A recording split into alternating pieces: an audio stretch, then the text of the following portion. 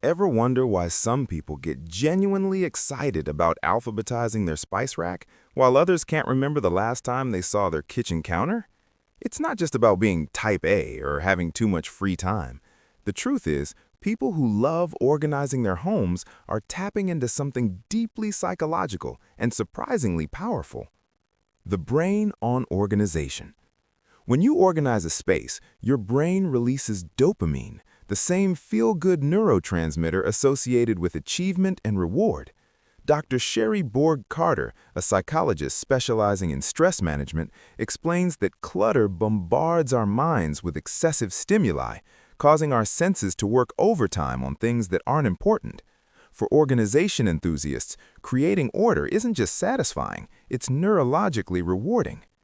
A Princeton University study found that physical clutter competes for your attention, decreasing performance and increasing stress.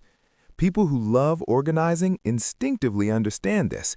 They're not just arranging books by color, they're literally creating an environment where their brain can function better. The control factor. In a world that often feels chaotic and unpredictable, your home is one space you can actually control. Marie Kondo's global phenomenon wasn't just about folding techniques. It resonated because it offered people agency during uncertain times. Her method launched in 2014, but exploded in popularity during the pandemic when people desperately needed to feel in control of something. Psychology professor Dr. Rostislav Robach notes that organizing provides a sense of mastery and competence. When you can't control your workload, family dynamics, or world events, you can control whether your closet is color coordinated. This isn't avoidance, it's adaptive coping. The creativity connection. Here's what surprises people. Organization lovers are often highly creative. They see their spaces as canvases. The Container Store isn't just a retail experience for them, it's an art supply shop. They're problem-solving, designing systems, and creating visual harmony. Research from the University of Southern California found that while some creative types thrive in chaos, many creative individuals need organized environments to let their minds wander freely. When your external world is ordered, your internal world has permission to explore. Writers often clean their desks before starting a project. Artists organize their studios meticulously. The organization isn't the enemy of creativity, it's often the foundation. The Emotional Regulation Toolkit. People who love organizing have often discovered that it's an effective way to process emotions. Feeling anxious? Reorganize the pantry. Overwhelmed by a big decision? Tackle that junk drawer.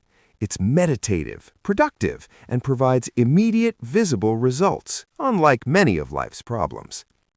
Dr. Rian Rowles, a clinical psychologist, explains that organizing can serve as a healthy emotional regulation strategy. It offers distraction when needed, accomplishment when you're feeling defeated, and calm when you're agitated. It's essentially a form of active meditation. The social aspect. Interestingly, organizing enthusiasts often form communities. Instagram accounts dedicated to organized fridges have millions of followers. The satisfaction isn't just personal, it's shared.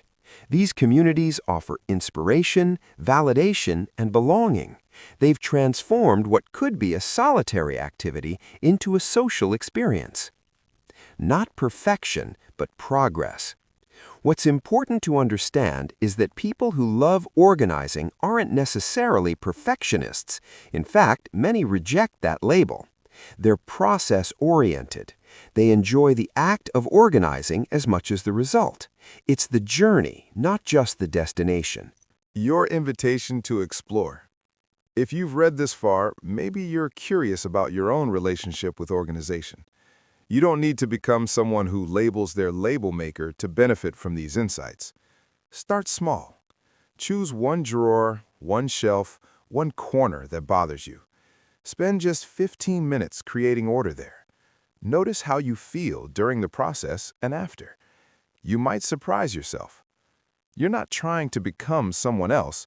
You're exploring what works for your brain, your stress levels, your life. Maybe you'll discover that you too have an inner organizer who's been waiting for permission to emerge. Or maybe you'll confirm that organized chaos is your creative sweet spot, and that's equally valid. The point isn't perfection. It's understanding yourself a little better, one drawer at a time.